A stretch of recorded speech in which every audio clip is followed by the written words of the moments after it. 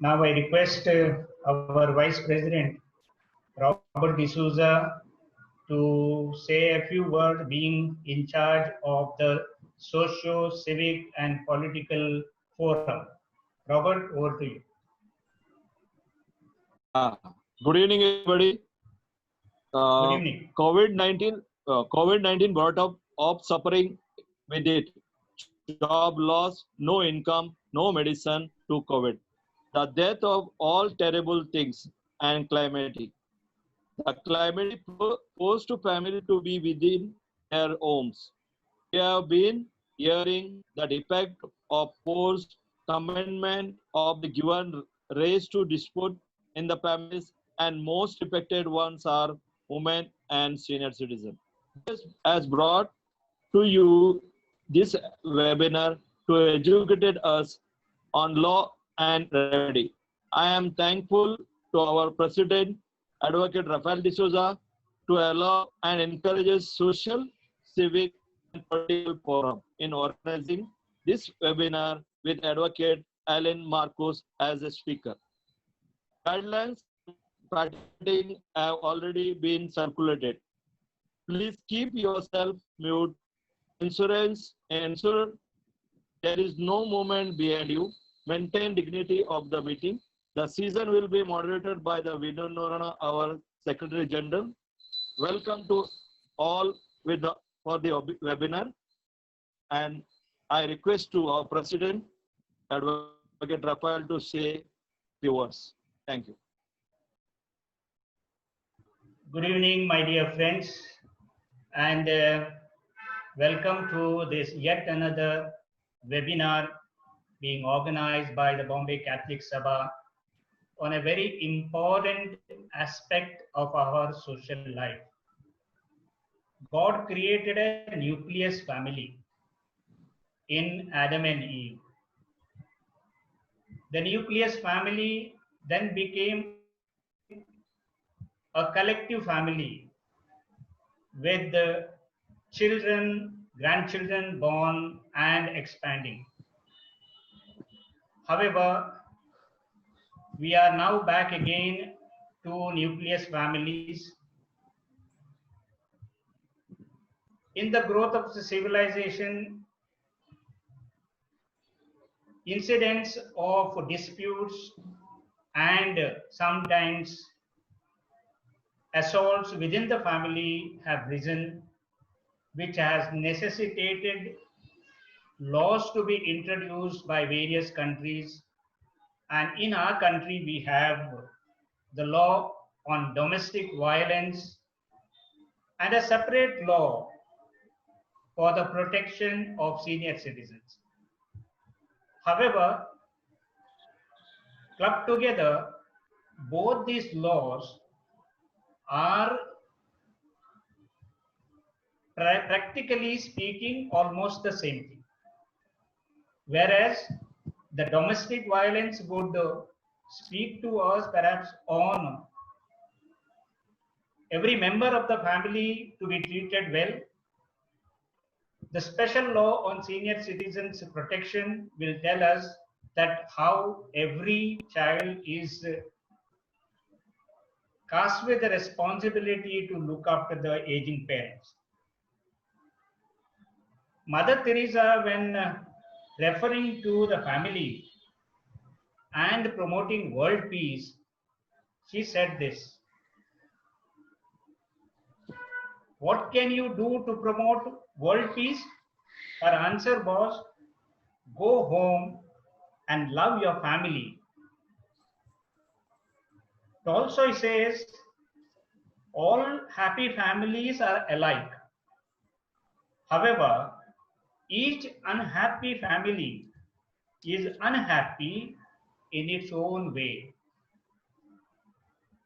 I would like to congratulate Socio, Civic and Political Forum headed by our Vice President Robert D'Souza for organizing this webinar. I would like to acknowledge the readiness of my friend, colleague, Advocate Eileen Marcos to be the resource persons, and therefore, my dear principal office bearers, the executive committee members, central councillors, members of the Bombay Catholic Sabha, members of Catholics Lawyers Guild who are joining, some office bearers of All India Catholic Union who are joining, members of Christian Chamber of Commerce and Industry who are joining, members of Dimensions who are joining, members of Archdiocesan Parish Council who are joining. Welcome to all of you, and let us listen and educate ourselves on this very important aspect of law and remedy on domestic violence and protection of senior citizens. With this, I would invite Eileen Marcus to kindly start her presentation. In the meantime, one caution, one note for all of you. Vinod Norona will be moderating this session.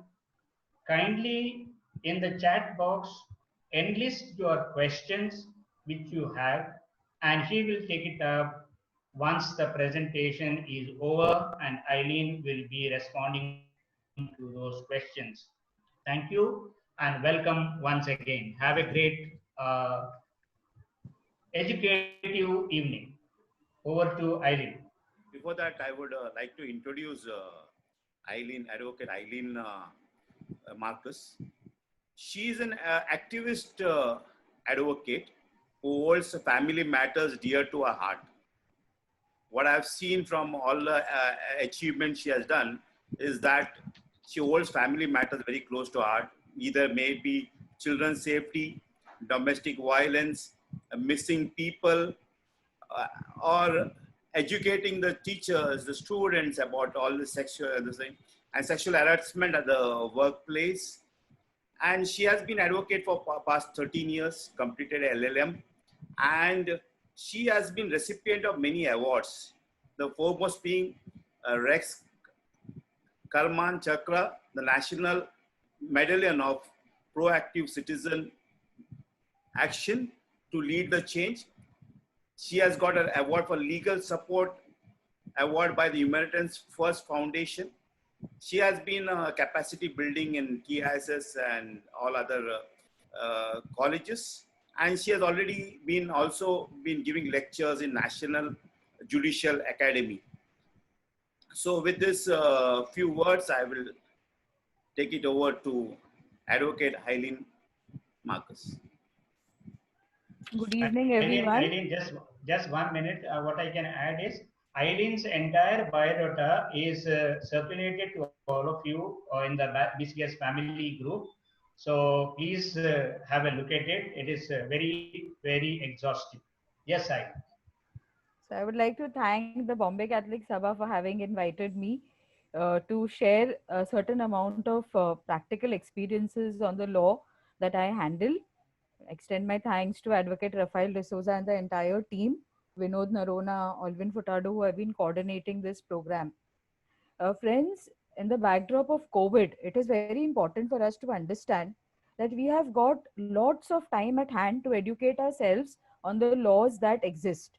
As we say, ignorance of law is no excuse. And hence, during this COVID, it is very important that we as a community become aware of the law. And so I congratulate the Bombay Catholic Sabha for having taken up this initiative of legal empowerment, as I call it. I would request Alvin to please start the PPT. So today during the discussion, we will be discussing laws that are relating to domestic violence and laws that are relating to the elderly or the senior citizens that we encounter and that we come across.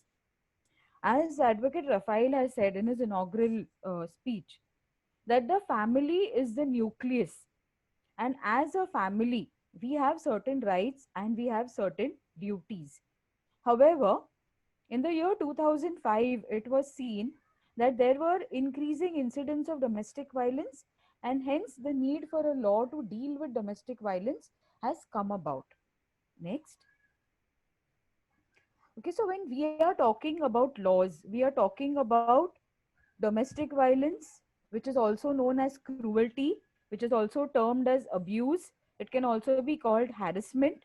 These are all terms which are used interchangeably, or terms which denote finally the same thing, that is violence to a body of a person or violence to the property of a person. So we are discussing aspects that are before COVID, that happened during COVID, and let us hope that there is a change post COVID and human rights violations in the family will reduce, and finally we see a family without any human rights violation. So domestic violence is rooted in gender inequality. We see the man, the woman, both are treated very differently in the family. And it is also a public health issue. The stake here is the health of the woman, the mother, the sister, the wife. All of them are having issues with health, which is a consequence of domestic violence. Next slide. This is a quote from the International Labour Organization's press release, which said that during the pandemic, the pre-existing inequalities came forward. So nothing new happened. Whatever was already existing has come forward. It has come to the fore because there was a particular pressure within the family and the whole family was struggling. So pre-existing inequalities came to the fore during this COVID. Next. What is violence? So when we say violence, we say harassment, cruelty. It is a manifestation of violence, is a manifestation of reflection of structural and institutional inequality. So when we say there is inequality in the family, in the structure in society, it is also based in our institutions that we belong to. Next. What are factors that lead to domestic violence? The factors that lead to domestic violence are so prevalent around us. Violence is acceptable. Husband hit the wife, acceptable. A wife is married and comes to the house, so she should adjust. A wife should learn the new norms in the new house. But what about family members in the new house accepting? What about family members in the new house accepting her wholeheartedly the way she is? So we tell a woman, forgive. But do we tell a man, be tolerant, be accepting? So So these are all norms that are prevalent in our society that have led to violence. Next. Now, what has the impact of violence been? Since we have a vast identity of participants who are present here. We have people who are professionals, we have housewives or homemakers, we have everyone from every field here. So we need to understand that if we deal with a woman who is a victim of violence, she brings those hurts and those fears to the workplace. There will be a reduced interest in her workplace. She might not focus well or not be able to give her best to childcare and caregiving. When a woman is not given the equal status in the house, that can be a major barrier in her career, in her participation in the work. She may not be able to give the best to society. She might have physical, psychological abuses. I have a case of a client who is a very renowned lady.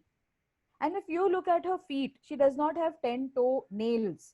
Now, where did those toenails go? Those toenails went every time she refused to give in to her husband. He would open the drawer of our good modular kitchens. So every time she was in the kitchen and she did not listen to him, the drawer would come tuck, tuck, tuck, tuck. And that is how this client of mine has lost 10 toenails. When you look at her, she's a very good executive, but she's not able to walk at a fast pace. And that is the time you understand that something is wrong with her. Now, what has happened to domestic violence? It has impaired her physically to an extent, while it has affected her work and other prospects that she would have in life, possibly. Next. The Economic Times has reported that there has been a rise in cases of domestic violence. And during this whole lockdown and the corona crisis, the COVID pandemic, these are figures that have been recorded. But frankly, I have received hundreds of calls, and I'm sure none of those calls are reflected in this figure, because some clients called when the husband was having a bath, some mothers called when their children had gone to the market, and that was the time, 7 o'clock in the morning, 10 o'clock at night, whenever they found some space to call, that is when they called. And I'm sure the number of calls that I received are not reflected, and a lot of social workers and activists, NGOs have received calls which are not reflected. So these are just figures which have come now, the tip of the iceberg, and possibly post the lockdown or after the unlock begins, we will understand the real impact of domestic violence during COVID. Next. Many women had limited access to telephones, so they could not report. Many senior citizens faced a problem because they did not understand digital spaces. They did not know how to go on Twitter, how to go on WhatsApp. Many senior citizens did not have smartphones. They were not having the space to go and tell someone about their problems. And so the reality check during COVID is a lot of people suffered, but they did not reach out for help. Next. Now, when we talk about domestic violence, when we talk about elder abuse, some things that we need to reflect. When we say equality, Article 14 of our Constitution talks about equality. Are we really equal? Do our marriage customs and rituals promote equality? Do we still give dene? Do we still take dene? Do we have oje? Do we have dowry? Do we have lots of expenses for marriage? And who pays for all of this? Generally, a couple gets married in their mid 20s. They may not have the financial capacity to pay. So it is the parents who end up paying. And where do the parents pay from? From their earnings, from their savings.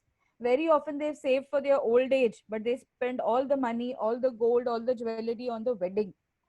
Are our weddings required to be so elaborate that later in life our parents are put at a risk of survival? These are some things that we need to retrospect. What about the language we use? We always say, हमने लड़की को दिया है, आमी चोडवाक त्या गारा दिले, or we have given our daughter to that house. Why did you give? Isn't marriage equality? So can we relook at language, at words, at terms that we use that are against Article 14 of the Constitution? Next. Do we promote KYC in marriage? I have a case of a client which I generally share in most of my sessions with her permission. At the time of marriage, she was earning 70,000. She's a very well qualified girl. And 3 months into marriage, she got to know her husband was earning 17,000. And he told her, I told your father it's 70, but he heard, I told your father it's 17, but he heard 70. What can I do about it? And 3 months later, she realized that her husband was a 10th standard pass from open school. A girl who's a double master's married to someone who's just a 10th pass. How would she feel into that marriage? Is she justified in wanting to come out of the marriage? I don't know. But will she be treated on par in that marriage? I don't know. So, do we check KYC?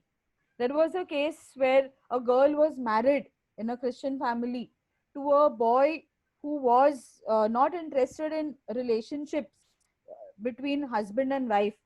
And he always told her, sex is not something that I like because I'm in love with animals. And 6 years into marriage, that marriage is not consummated. KYC in marriage, very important to reduce cases of violence and cruelty. Next. Section 3 of the Domestic Violence Act defines domestic violence. It defines abuse as any harm or injury to the physical or mental health of a woman. So, friends, when we talk about the Domestic Violence Act in India, it is the act which is known as the Protection of Women from Domestic Violence Act 2005. So, this act primarily looks at protecting women who are in domestic relationship. It is a very specific act, a very gender specific act which talks about women. And so we also talk about women who are senior citizens, mothers, aunties, all women who are above 60, or all women in any family fall within the purview of the Domestic Violence Act. Next. Domestic violence is physical abuse, emotional abuse, economic abuse, verbal abuse, and sexual abuse. I have a case of a client whose husband was a drunkard, but she always said that Christians drink. So it's okay that he drinks. And that he beats me. Oh, he's my husband, and so he can beat me. It is only on a day when she was thrown out of their balcony in a semi nude state that she decided to voice her concern against the violence that was meted out to her. Now, in this particular case, this woman was the only earning member in the house, and all the money she earned was used by her husband to drink and to live a very exhaustive life. Emotional abuse, tana marna, all the bad words that are given, or any injury that is called to the mind is called emotional abuse. Senior citizens face a lot of emotional abuse.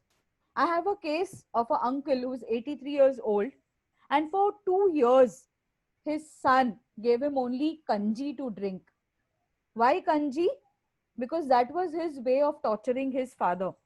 This uncle has retired from RBI, so you can understand the pension that he was drawing.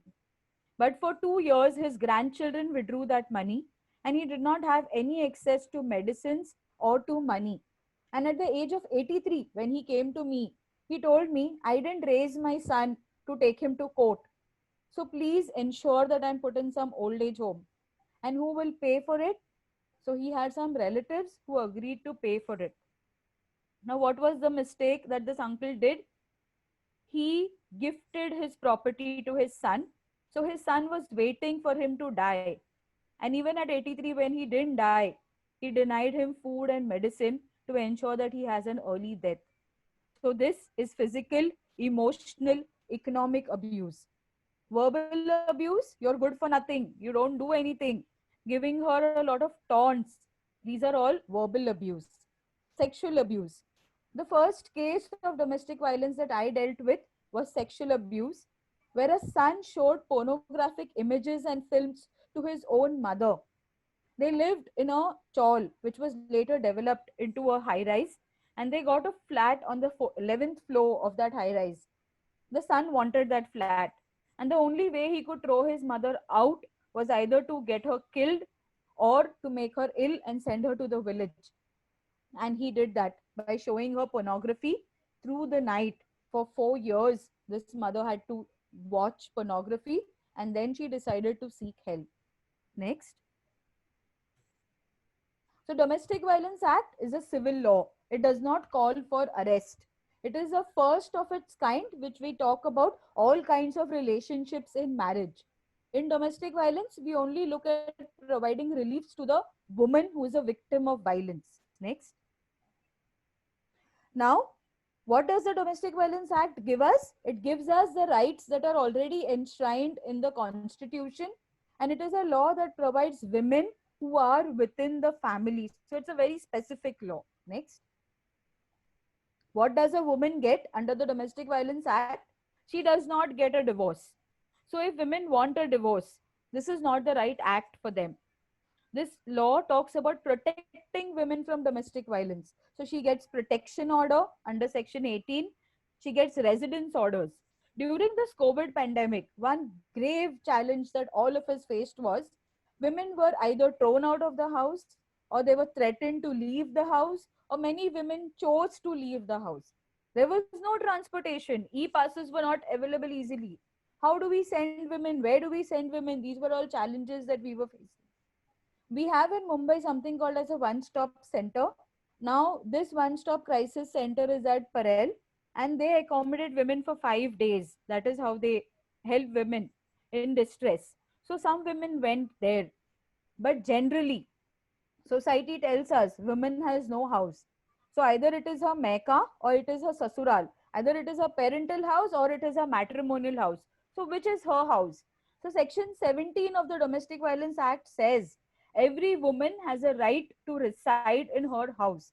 And here I would like to quote one example that happened that Bombay Catholic Sabha handled very well. And that was a case where a senior citizen lady who was 84 or 87, she was thrown out of the house by her daughter. Now this mother was out, and at 10:30 she was taken to the police station. And at the police station, we understood that neither her son nor her daughter wanted to take her back. So where would she go? Does she have to go to an old age home? The answer is no. Section 17 of the Domestic Violence Act says every woman has a right to reside in that house. And if you want to evict her from that house, please go and get an order of the court. Unless there is an order of the court, you cannot evict her. And it was on the basis of section 17 of the Domestic Violence Act that we asserted that this auntie who was aged 84 should be taken back to her house and not be sent to an old age home. Now, these are problems that people face. Then we talk about maintenance or monetary relief. That is some money that is required for daily survival. Then we talk about custody orders. Now, the custody orders under the Domestic Violence Act are temporary custody in nature.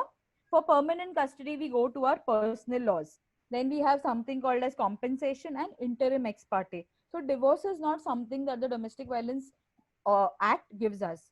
Next.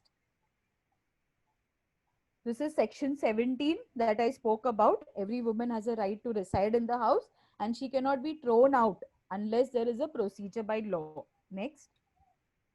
Now, under the DV Act, the general grievance that everybody has is police is not accessible. Police does not take our complaint. We cannot go to the police.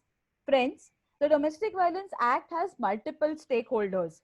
So we have protection officers, we have service providers, we have legal service authority, we have counselors, and we also have the police. So we are not duty bound, or there is no mandate that we have to only go to the police. We can approach one of these authorities. Now, who are protection officers? They are government officials who have been appointed to deal with cases under the Domestic Violence Act. Their main office is at Worli. They have another office at Chembur, and there is one protection officer allotted for every police jurisdiction. So the police station that you belong to will have one protection officer who's allotted the jurisdiction of that police station. Who are service providers? Service providers are NGOs who are registered under the Domestic Violence Act. In Mumbai, we have quite a few NGOs who are registered as service providers who can provide shelter, who can provide medical assistance, who can provide help to the victim whenever she needs it. We have shelter home, and we have a lot of other facilities that are there. Next. Now, very important for us, we have a mixed crowd of social workers. We might also have friends, we might have caregivers. So generally a woman would come to us when there is violence. So that is before she has filed a case in court. We can help her then. I will tell you how. Sometimes women come when the case is already going on in court, and sometimes women come after the case is over. So when we are helping a woman, we need to understand what is the stage. Is there a case going on? Is there a case already over? Is there an order in place, or is no case there at all? Once we understand this scenario, then we can guide the woman better. Next. Now, before a case is filed in court, every woman can seek help. So either she comes to the Bombay Catholic Sabha, or she goes to the Women's Commission or the Women's Cell that are there, or she goes to a service provider or the medical services, or she can approach the District Legal Services Authority, the protection officer, or also the one-stop center. Now, what will women go and tell them? That she has faced violence and that she is looking for some sort of help. Next. Now, under the Domestic Violence Act, like I said, there is no FIR or no NC complaint before the case is filed in court. So when women say, I went to the police station and I told them I'm a victim of domestic violence, but the police did not register any complaint, what should I do? In this scenario, we have something as the Indian Penal Code.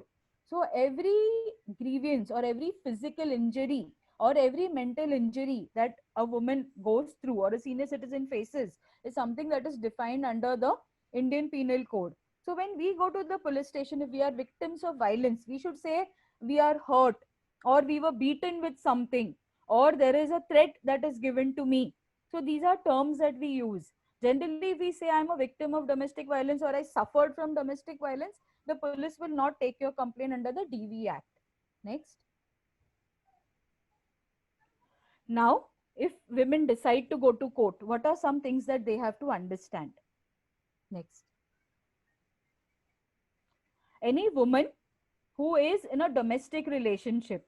Now, what is a domestic relationship? A relationship that has come by blood, by marriage, because they are part of the joint family, relationships which are in the nature of marriage, or if there are partners who are living together in the nature of marriage, all these relationships are termed as domestic relationship. This means a wife, a mother will fall within the definition of domestic violence. A sister or any woman in the house falls in the definition of domestic violence, and children can also be victims of violence. So there is a case which I have very closely seen, where the father would threaten the child that I will kill your mother or your mother will die. And this threat caused a lot of depression to that child. So the child filed a case for protection from the father, and that falls within the purview of the Domestic Violence Act. Next. Now, against whom can you file a case? Against any person, whether male or female, who is in a relationship. So for those who have been following news during the COVID pandemic, there was a 70-year-old senior citizen who went to court to get her daughter out of the house because her daughter was harassing her. And that case came to be filed under the Senior Citizen Maintenance and Welfare of Parents and Senior Citizens Act. But that could also be filed under the Domestic Violence Act. Next. Domestic violence generally comes because an abuser wants to control the relationship or wants to control the property of that person. Next. Now, this is something that we all need to understand. And this is something which is relevant to both domestic violence and elder abuse. In every case of violence, we deal with something called as a cycle of violence. So I have a case where an auntie reported violence from her husband after 40 years of marriage. I have another case where a mother reported domestic violence from her son who's 54 years old. Now, these are all cases where there is a cycle of violence that a woman is struggling to get out of. So the first stage is the tension building stage, where a woman, where the whole atmosphere is very tensed, The woman is made to feel guilty. Oh, you didn't put salt in the dal. I got angry and I slapped you. Oh, you didn't cook the food the way I like it. So now you are responsible for violence. I had a tough day at home and now see you did this and I'm so angry. So this is the tension building phase. And then there is violence. So there is hitting or there is any amount of physical violence or sexual violence in certain cases. And then there is a honeymoon period where the abuser says, oh, I am sorry, forgive me. We'll give this relationship another chance. And then the woman thinks, oh, now this is the end of the violence. However, the tension building starts and the woman gets stuck in this cycle of violence. Next. So, some things that we need to tell victims of violence: don't blame yourself for the abuse. And I have a tough time telling senior citizens this: don't blame yourself for the abuse you face from your children. And they generally say, maybe I didn't give a proper upbringing to my child, and that is why I face this abuse. So, we need to tell them, don't blame yourself for the abuse. Do not accept violence. If the perpetrator is abusing you, do not make excuses or justify that violence. If you have a support system, you have your mother, you have your friends, inform them about the violence. Very often, the abuser will tell you, stay away from them, but do not stay away from them. During the COVID, a lot of these webinars are happening. And in a few cases, some women refused to switch on their video. And why did they not switch on their video? Because they were either abused or assaulted in the family, and they did not want their employer to know about these signs of abuse. Do not justify abuse to your children. We need to understand our children learn from us. So if our children see abuse in the house, they think abuse is acceptable behavior, and then they will start abusing. So what happens? We carry on the cycle of violence. So if I as a child was beaten, violence is acceptable. I will beat in every relationship that I am. And finally, I even beat my parents because they taught me that violence is acceptable. So we should stay away from violence, and especially within the family, because our children learn from us. And when you report instances of violence, you need to understand that there are certain parameters that are required: when it happened, how it happened, who did it. Anyone will ask you for these reportings of violence. Next. When we talk about laws for elderly, one, they have the Domestic Violence Act, but we also have other laws that talk about the rights of the elderly. Next.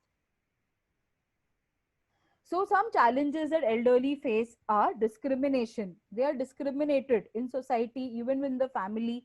We see a lot of parents, grandparents today are caretakers of their grandchildren. And so what happens? The nutritional needs and other needs are all not taken care of. Poverty. Our parents, our grandparents are dependent on others. They do not have facilities. They have faced violence or they face abuse. Many of them do not understand the support systems that are available. Next. Now, what are the rights of senior citizens? So we have something called as the UN Principles of Aging, which is a guiding principle or a guiding document when we talk about rights of senior citizens. So senior citizens should have independence. They should be allowed or they should enjoy independence. I want to go somewhere, I can go. But today we see senior citizens are in the house looking after grandchildren, making things comfortable for their children. So they don't really have independence. They should be allowed participation in cultural, religious activities that they like. But if you see today, senior citizens are the most busy people because they have a house to look after too. Care is very important for senior citizens, and this is something that we have to understand. They have a right to self fulfillment, and they have a right to dignity, which is something that we all should assert. Next. Constitutional protection: senior citizens have a right to work, they have a right to education, they can do whatever they want to do at this age, and these are duties which are prescribed in the constitution for them. So what does this tell us? That they still have a right to a dignified life even in old age, and they should be given that dignity. Next. They have a right to promotion of educational and economic interest. We see that we have a retirement age 58, 62, and after that, some senior citizens are still healthy, but they are not allowed or not able to work. But however, some of them really need the money. And post COVID, we will have a lot of cases. Post this pandemic, a lot of people will look for employment. So we need to help senior citizens who are really looking for economic empowerment. Next. So, when we talk about laws for senior citizens, we have the personal laws. So, the Hindu personal law talks about children providing for the family, for their parents. Now, if you remember, the dowry was paid by the parents for the wedding of their child, their daughter.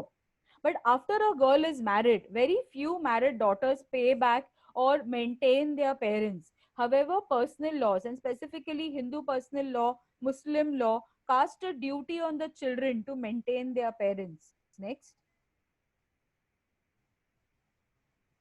Next. So we have section 125 of CRPC.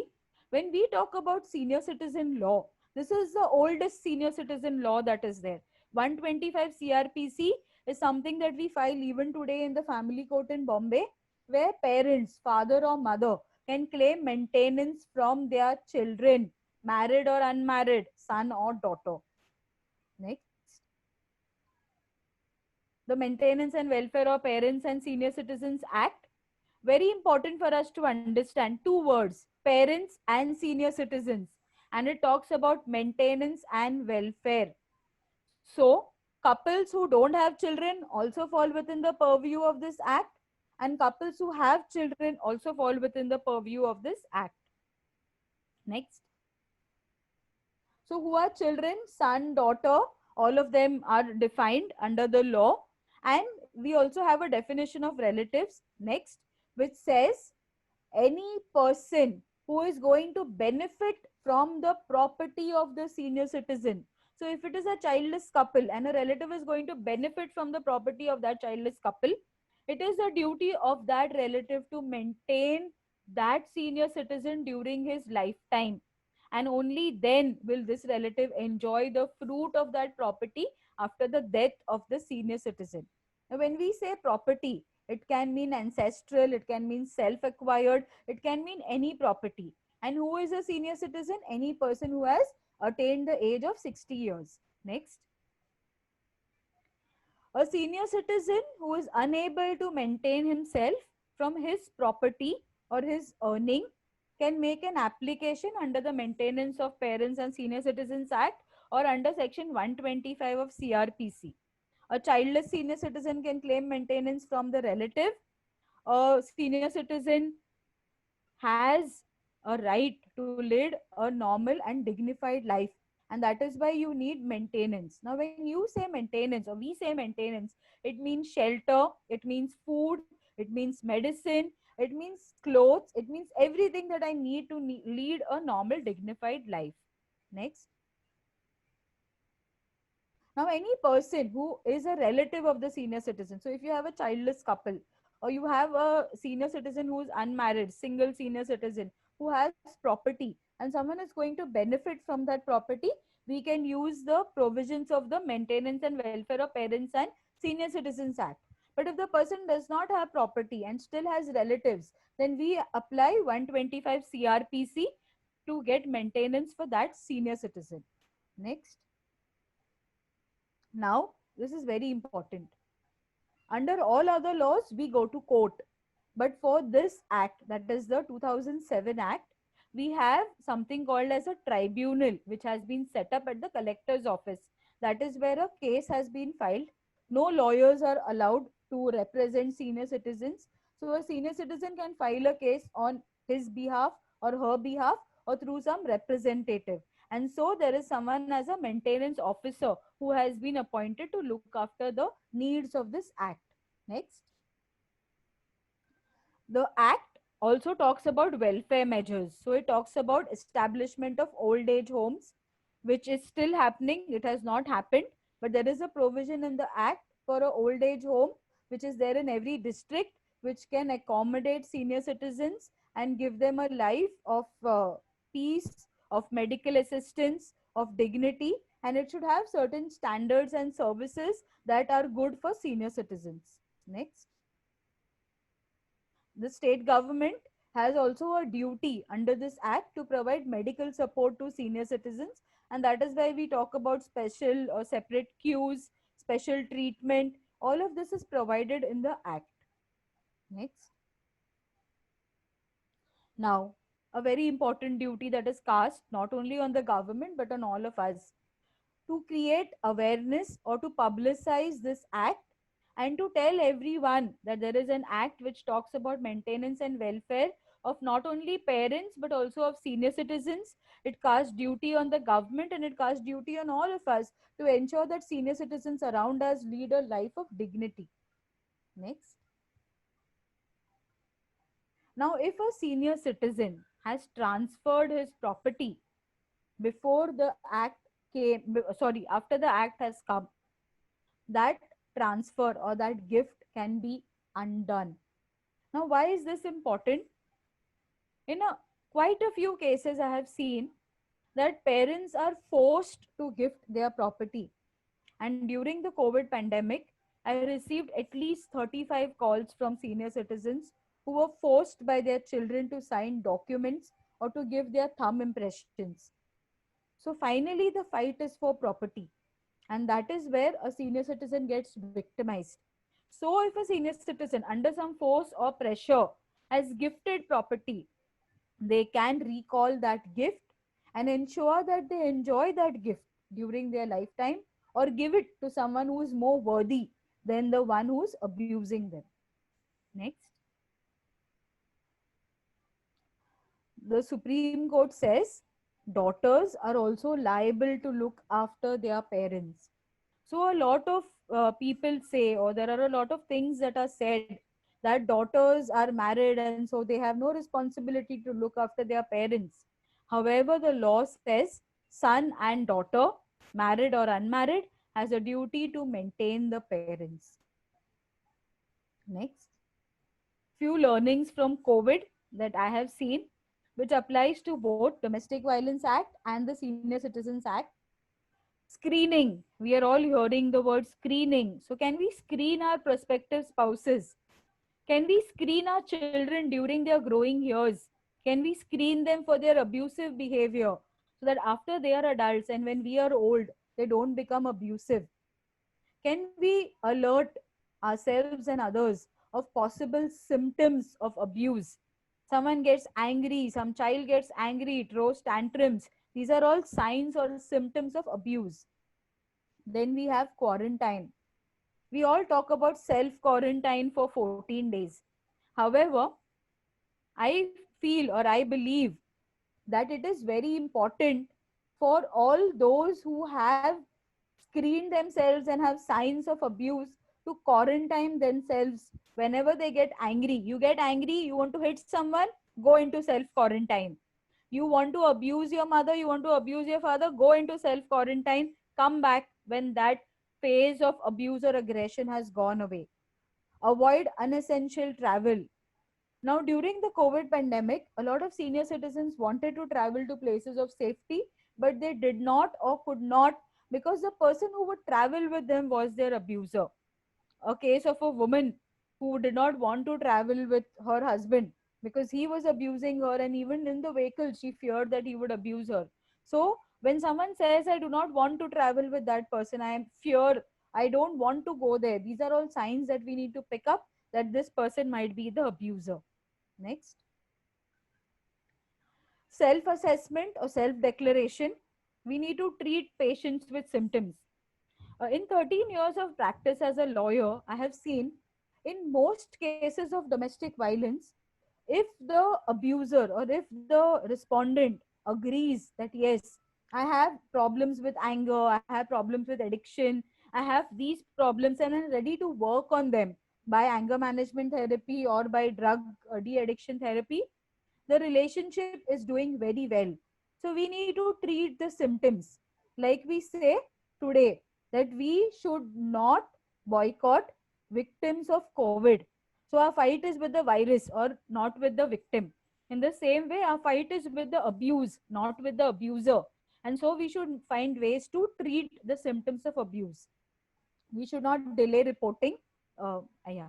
Community surveillance. As a community, can we be alert and can we look at spaces which are abusive in our society? If somebody is being abused, can we raise our voice and say violence is not acceptable? Can we do it? Sadly, a lot of people do not do it, and that is why violence in our families, in our society, continues to exist. As a community, as a society, do we promote domestic violence and harassment? If yes, we need to unlearn it. Next. To conclude, domestic violence, abuse, harassment is preventable if we challenge the gender attitudes that are there, inequality that is there, the financial factors that are there, then we can surely combat domestic violence. We should not blame the victim that it is her fault. We should not blame the victim and say, you adjust. Adjust to what extent? To the extent of giving your life? Sorry, that is not what the law says. We should promote equality in the family. And according to me, the only vaccine that can treat domestic violence or harassment is Article 14 of the Constitution, which is equality. We move to the film.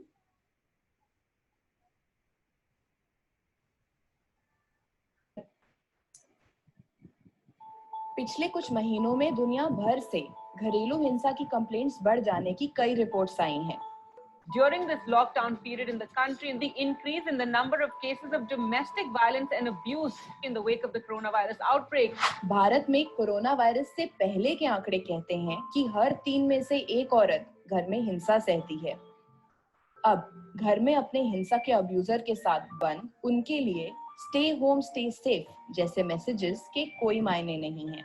हमने expert से पूछा कि ऐसी situation में domestic violence के victims या उनके आसपास के लोग जैसे दोस्त, रिश्तेदार और पड़ोसी क्या कर सकते हैं।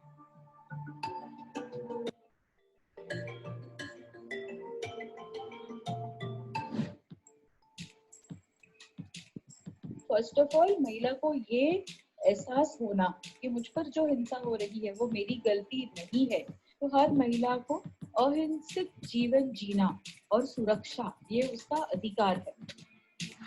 इंडिया के कानून में डोमेस्टिक वायलेंस के 4 रूप हैं: शारीरिक, लैंगिक, मानसिक और आर्थिक। और भारत में किसी भी महिला पर इनमें से किसी भी तरह की हिंसा करना गैर कानूनी है। ऑनगोइंग वायलेंस में हम ये भी देखते हैं कि क्या कोई जगह है जहां औरत निकल सकती है, बिकॉज शायद घर के बाहर ना निकल पाए, पर क्या घर के अंदर कोई ऐसा स्पेस है, जैसे बाथरूम में अपने आप को थोड़े समय बंद कर लेना, अगर किचन में कुछ जल रहा हो तो गैस इज बर्निंग तो तुरंत उसको बंद करके बाहर निकलना, to put away sharp instruments ताकि इजी एक्सेस ना हो।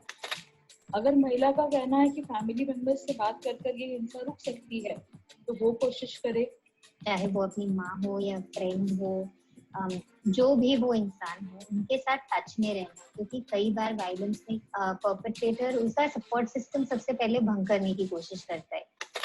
जैसे हमारे पास बहुत सारे काउंसलर्स आज अवेलेबल है, एनजीओज फोन पर बातें कर रहे हैं, तो किसी एनजीओ से आप बात करके आप आपकी केस उन्हें बता सकते हो, वो आपकी मदद करेंगे।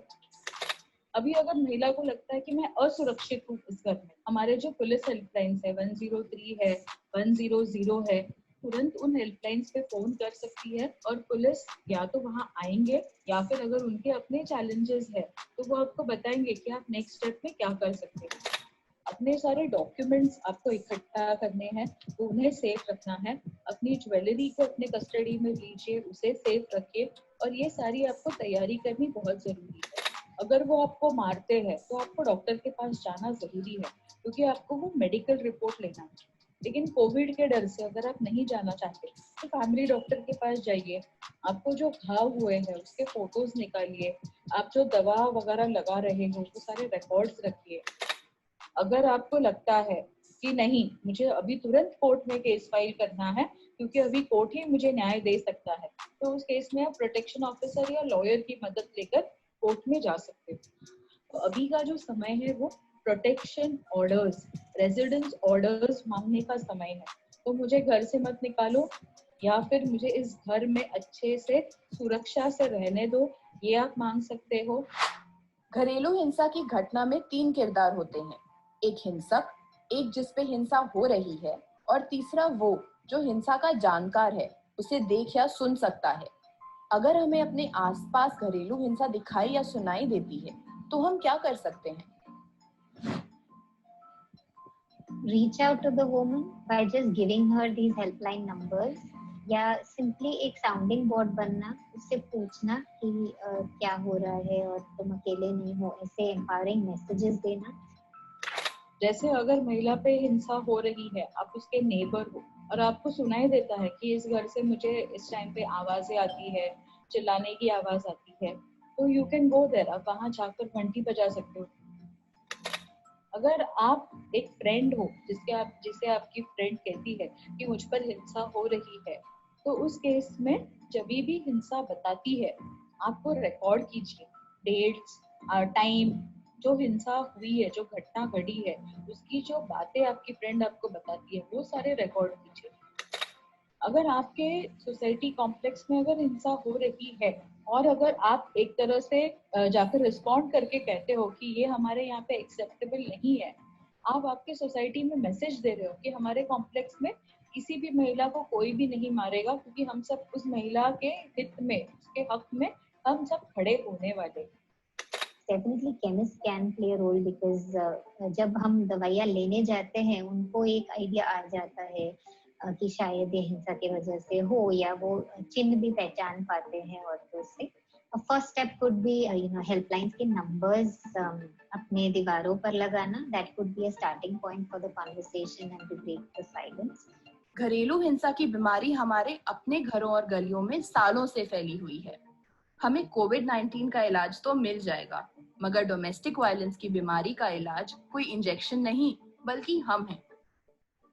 अगर आप घरेलू हिंसा का सामना कर रहे हैं, तो आप इन टिप्स का इस्तेमाल करें। हिम्मत रखिए, आप अकेले नहीं हैं। अगर आप कहीं किसी पर भी हिंसा होते सुने या देखें, तो उनका साथ दें।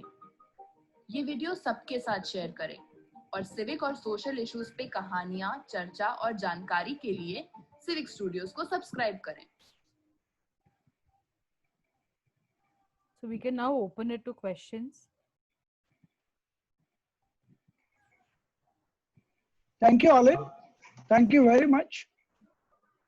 Anybody wants to ask a question, either you can put it, type a message in the message chat box, or you can ask a question. Before that, please unmute yourself. Thank you.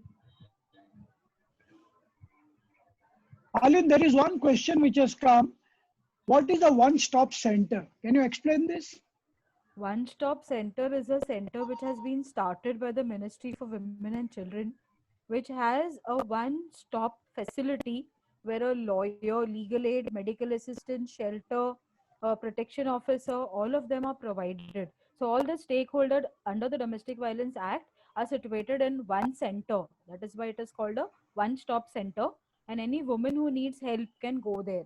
So we have a one-stop center in Mumbai in KEM Hospital, which caters to all the victims of violence, and any woman who needs help from any of the stakeholders or all of the stakeholders can go to one stop center.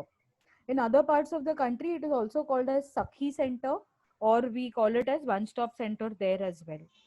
So it is a government initiative. Do you have a telephone number of this center, or is it 1103 only? No, there is a telephone number. I'll put it in the chat box. Okay, and one more question is, this helpline, does it have a center in Thane also? For Mumbai, the first one is opened at KEM. So as far as my knowledge goes, there is no one-stop center in Thane. Okay, requesting you to please share the number so that we can give it to the group. Yeah. If anybody has a question, please put your hand up, please, or you can type it. One more question is coming from Ignatius. He's asking, can you share any NGO that one can approach in case of domestic violence? See, there are a lot of NGOs that one can approach in cases of domestic violence. So it depends on what kind of NGOs that we want to go to. So we have something called as Special Cell for Women and Children. Okay. That NGO we can go to. There is Sneha NGO. If you're in Navi Mumbai, there is Chetna Foundation. So there are a lot of NGOs. So it will depend on which area that you want to, work out on. Okay. These NGOs will handle domestic violence as well as senior citizen problems. Yes. Okay. Senior Thank you. citizens, so primarily they will look at women related issues, but otherwise, yes, they will direct you to senior citizens. So for senior citizens, we have Silver Innings Foundation, we have Helpage India, we have quite a few NGOs who are working with regard to senior citizens. Any questions? Please unmute yourself and you can ask the question.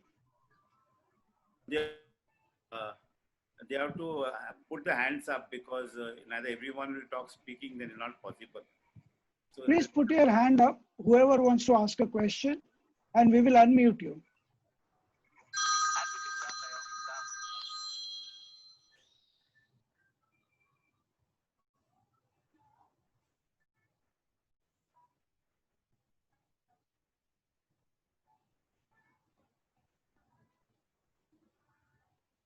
Vinod has got muted.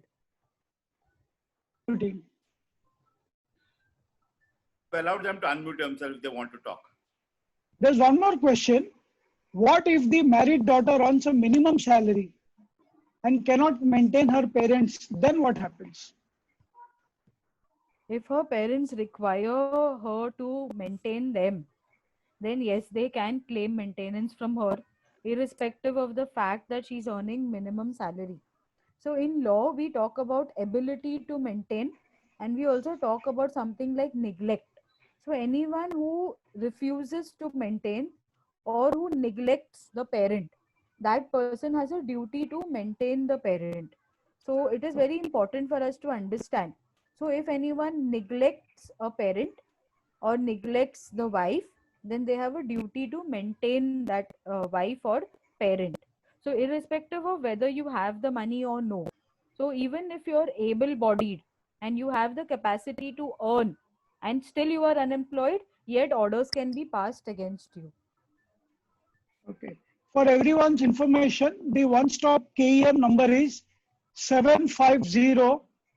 Take it down, please. I'm repeating 750-63-91941. I'm repeating again 750-63-91941.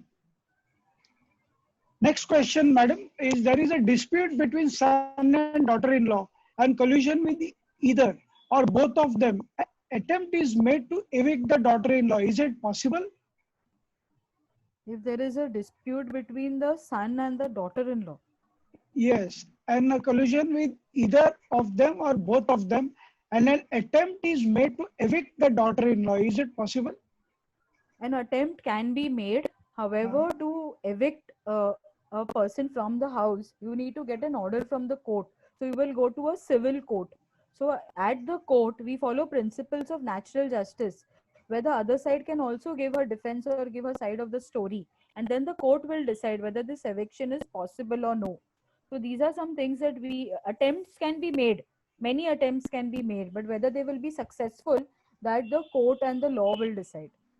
But I want to add to this question. If the court is going to decide, that's going to take some time. What happens as an emergency measure? Can we do something as an emergency measure? So it will depend from case to case. If a person is being thrown out of the house, so what can be the emergency in throwing somebody out of the house? That is something that has to come to the fore. The second thing, like I gave you the case of that senior citizen. So after all the documents, were transferred in the name of the child, of the married child, that is when attempts were made to throw the senior citizen out of the house. So we need to understand what is the reason to evict, because law recognizes your right to reside. It does not recognize your right to evict without an order. Okay. There's one more question. How can a NGO get recognition from respective authorities like police, etc.? Under the Domestic Violence Act, like I said, we have something called as service providers. So if you buy a copy of the act, there is a form which service providers can fill in and get registered. And then they are called service providers under the act. Other than that, if NGOs want to be recognized by the police, my experience is that they should start working with the police. And once you start working with the police will recognize your efforts, and then they will start taking your assistance or taking your help in cases. Okay. The story is told of a Roman emperor who had won many victories and was coming. Anybody else would like to ask a question?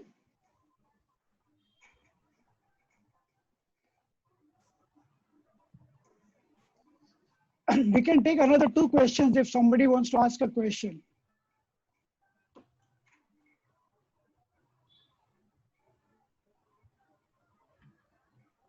Okay. Okay, there is a question about some looking around Goregaon area. Yeah, Can that's also share a number and contact person. in Goregaon. I shared the number of KM. If there is somebody in Goregaon, that will be very good. There are a lot of NGOs who are working. However, you need to understand what is their intention and how effective are they in their work. So I can only recommend NGOs which are recognized across and who are working with different state stakeholders. So in government, we have the Swadhar Center. There are a few NGOs there, but I don't have their numbers right at hand. I can send it to you and then you can forward it maybe to. Yes, we will collect the numbers from Eileen madam and we will put it in the family group. So everybody has an access to that. Somebody wants you to share your email ID, ma'am. Okay, I will share it. Then one question is, marquis@gmail.com. come again, please. It's aileen.marquis@gmail.com. Okay. There's one more question. It says, is it provided in law stroke judgment that gift once made can be revoked if the parent is not maintained? Under the Maintenance and Welfare of Parents and Senior Citizens Act, yes, it can be done. Okay. What is the difference between section 306 IPC and 498-A under IPC? Okay. So section 498 IPC talks about cruelty by husband or by relatives of the husband. So it is a criminal section. Okay. Now here we are talking about cruelty that has driven a person or a woman to either kill herself or end her life. So I had a case where a lady is married for 12 years and her husband caught her tongue in his hand for 5 minutes and he kicked her on her body. Now this attempt to kill her or to cause injury to her body falls under section 307, attempt to murder, and it also falls under section 498A, cruelty by husband or relative of the husband. So section 498A is an amendment in law which has come in the year 1983, and it talks about women who have been in matrimonial relationships who have been forced to face violence, and these women have decided to take help of law. However, it was seen that very few women went under section 498A because the husband and the relatives would get arrested. And so the need for the Domestic Violence Act came, where there is no arrest, but only her needs are provided to her. So in section 498A, there is arrest, there is an FIR, it is a criminal section. But Domestic Violence Act is a civil law which gives her what she needs. And her needs are given prime importance. There's one more question. If a victim chooses to remain silent, even though harassed by her daughter-in-law and her son, how can the neighbors help her? Is there any way? Personally, I believe that if a victim has chose to remain silent, then we can only encourage her to talk about it. Like during this COVID pandemic, it was very interesting when I had quite a few cases where women would call and say, I want to talk to you, but I don't know where to start. I want to talk to you, but I don't know where to start. And there were two women who called me for 2 weeks continuously, and they would just say that I want to talk to you, but I don't know where to start. And I would be like, look, I'm a wrong person. I'm a lawyer. I don't have so much patience to wait till you can start. So you need to go to a counselor. So very often, these are women who want to talk, but they are looking for safe spaces. And I got to know that one of those two women was attempting suicide. But every time, because she called me and because I listened to her, she did not commit suicide. That is what she told me a few days back. So we need to tell them that we are a support system and they will be safe. Senior citizens are very often scared of going to the police or going to anyone because they are worried about the dignity of their family. And very often, the izzat of the family is more important than the health of the senior citizen. So we need to encourage them, talk about them, create awareness, and tell them that this is violence. And I will suggest help the victim only if she wants help. Because if you go to help and she does not want help, then the onus will fall on you. Okay. Any more questions? We still have time. There's a compliment for you, Aline. Thank you, Aline, for a very informative session. Thanks to Robert and all involved. The thank you comes before the vote of thanks to you. Thank you. Okay, to sum it up, since there are no more questions, first let us understand that domestic violence is a reality in India. And the impact of domestic violence is very heavy in this unequal society of India. One very pertinent point which you made was very interesting is you must have a KYC in marriage. Then you also explained that domestic violence is physical, emotional, economical, verbal and sexual. That was a very good explanation there. Thank you very much. And one more very pertinent point you made was the Domestic Violence Act is not a law. So if you go to the police, you cannot file an FIR. Am I right, Eileen madam? FIR can be filed only under section 31 of the Act. Okay, we have section something 31. called as protection orders. The rest of the law is civil in nature. There is no arrest except under section 31 when there is a protection order. Now, what is a protection order? That he should not contact me or he should not abuse me. In a case of a senior citizen, we had a protection order because she used to do the business of milk distribution and the son used to go and obstruct the customers and he used to abuse the customers when the mother was selling milk. We got a protection order which said the son should not come within 100 meters of the premises of that milk booth. So if the son now goes in those 100 meters, then that will call for FIR under section 31. So that is the only criminal process. The rest of it is civil. And I would like to add that there was section 306 which was mentioned, that is abetment to suicide.